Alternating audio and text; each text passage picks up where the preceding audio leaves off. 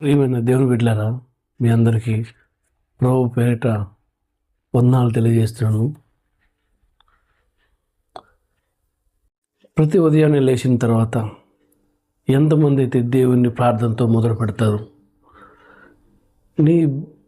ఆ దినమున ఉదయం మొదలుకొని సాయంత్రం పనులు ముగించుకొని వచ్చేంత వరకు ఎంతమంది దేవునిలో మనం ఉంటాము అనేది జ్ఞాపకం చేసుకోవాలి, గుర్తు చేసుకోవాలి.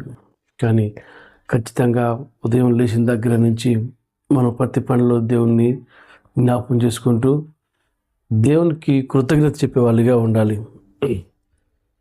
మీరు గమనించినట్లయితే మొదటగా దేవుని బిడ్డలైనటువంటి వారు ఉదయం వేకువజామున లేచి దేవుణ్ణి ప్రార్థన అడగాలి, దేవునితో సంబంధం కలిగి ఉండాలి, ఆయన దీవెన, ఆయన ఆశీర్వాదాలు కోరుకోవాలి.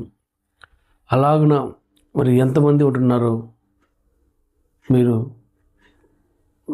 దేవునితో మాట్లాడేవారు? కానీ ఒకసారి నేను మిమ్మల్ని అడుగుతున్నాను, నీ జీవితంలో కష్టాలు అన్నీ, ఇబ్బందులు అన్నీ వస్తుంటాయి, కానీ వాటన్నిటి యందు నెమ్మది,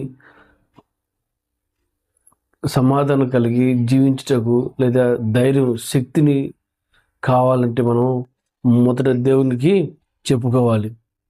కాబట్టి ఎంతమంది అయితే దేవుణ్ణి మనం ఆరాధించే వారు ఉంటున్నారు, దేవునితోటి చెప్పుకునేవారు ఉంటున్నారో, ప్రార్థనలు ఉంటున్నారో, వారికి తప్పకుండా దేవుడు నెమ్మది ఇస్తాడు, ఆనందాన్ని ఇస్తాడు, వారి యొక్క సమస్య నుండి విడిపిస్తాడు.